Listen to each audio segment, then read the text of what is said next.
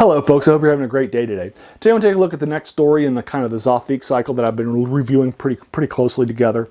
Also written by Clark Ashton Smith. He wrote this series, and in fact all of his fiction, from 30 to 35. So we're going to take a look at the next story in this, which is the Tomb Spawn. The Tomb Spawn, like the previous one, which is the Weaver in the Vault, I think is also something that could be, it's pretty quick. I don't think it's as Zothique as some of the other ones. Zothique is Clark Ashton Smith's probably his most famous world that he went to more so than any others. It's set in the far future, kind of like Jack Vance's Dying Earth. And because of how close it is in the future, magic, monsters, and so forth have come back. And so forth, and are now sort of infecting the world. The old gods have rearisen, oftentimes with new names, and so forth. So you got demons, magic, necromancy, and so forth, all kind of populating all over the globe. And as a result, one of the things that's happening is that people are no longer out for other people. Instead, they're in for themselves. They become more selfish and such.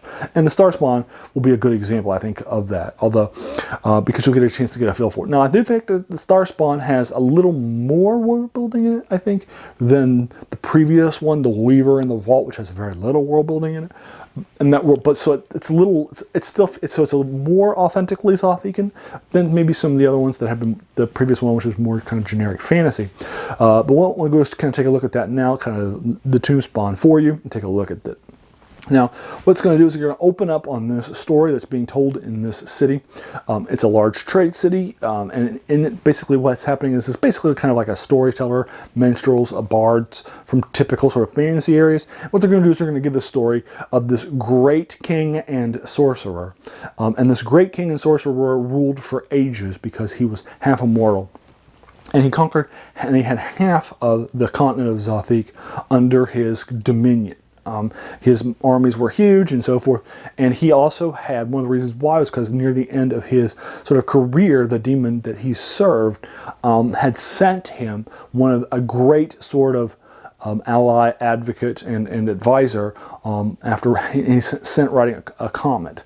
So this great demon will arrive, who's an assistant to the demon that he serves, will arrive on riding a comet from the stars.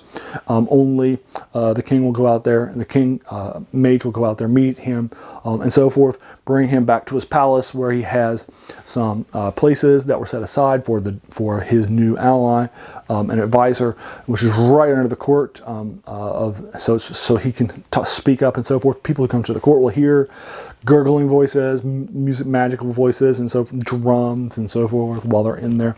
And there's going to be weird sounds they're going to hear from there, but he will be serving as the sort of the main servant and ally of both the king necromancer, who controls like half of the Zothique continent. And then later on he's going to die, and after he dies, the king seals up the room that he was in with a double set of enchantments, and then after the king dies, later on after, his men will actually lift his body in over top the enchantments and so forth into the sealed area so that it would be saved, and then they'll close up the top of the, so that way you can only go in through the normal side, and if you were to do that, you would hit all the magical wards and so forth that were protecting them and keeping them safe from the outside world, but also preserving them for the future.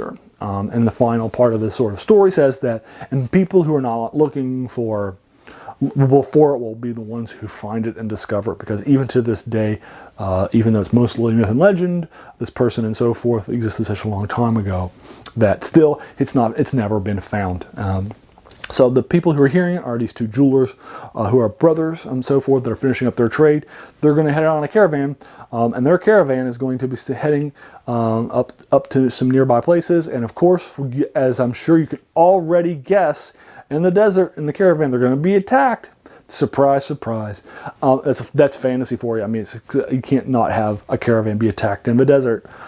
So they get attacked in the desert. Of course, they're going to escape from the attack, and they're going to flee, and they're going to go anywhere they can flee in order to get away from the attack. And guess where they end up?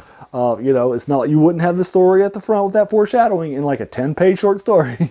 without you ending up in that exact same place. And so they wind up in that place, but because they are so afraid, at the time they don't remember the story, and the story happened like weeks ago anyway. They don't remember this particular story that they were told, and so they hear the sound of water and so forth, so they're going to penetrate this dark place where they think they can find safety in the water and so forth. And again, I'm going to cut it off there because I'm going to leave you to the story if you're interested in reading it. I did read this story, and I felt that this story had some similarities to Robert E. Howard's The Fires of Ashburnapol, which I have not actually reviewed for you yet, but it's not a bad story.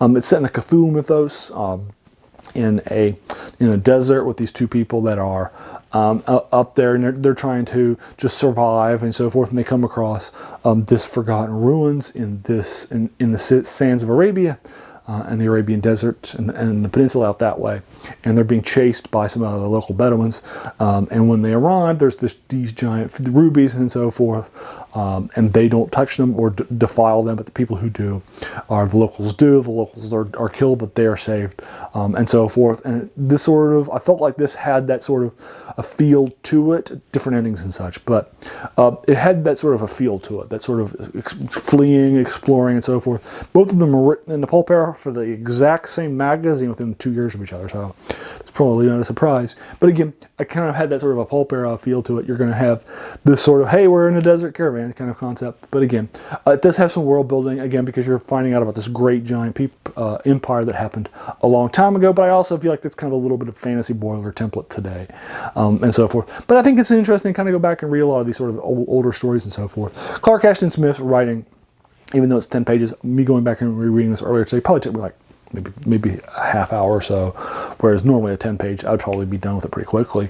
His writing style is very strong. And when I say strong, it's very evocative. And sometimes he'll have some purplish prose, and it's unfortunate, but he will be using words and language from his readings of dictionaries and encyclopedias and such that not normally seen sort of in literary fiction or in fantasy and so forth. So sometimes you'll have to come across a word, and you're either going to figure out from context clues, go look it up, or you're just going to be like, I don't know, forget about it, just move on with the rest of the story based on what they are. So that happens actually pretty commonly and such. So anyway, here we go. So this is the Tomb Spawn for you. Let me know what you thought about it in the comments below. I'd be happy to talk about it with you more, and if you thought it was great, or if you didn't really like it that much, I'd be happy to comment with you below.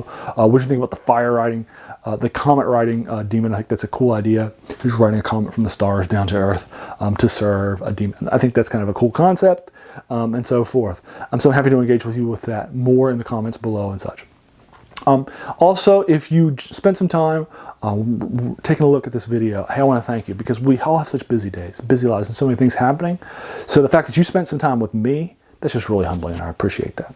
Finally, if you watched this video and you liked it, please feel free to hit the subscribe button, because there's going to be so many more reviews of this to follow. My main sort of fascination is unlocking these sort of lost treasures of fantasy, science fiction, and horror, and those three genres, or particularly stories that kind of interact, or writers who actually will write across them and such. So again, this is sort of a classic fantasy from the 30s, from a series that I think is forgotten by a writer who's unfortunately forgot. So there you go. Once again, thanks for your time. You have a great day.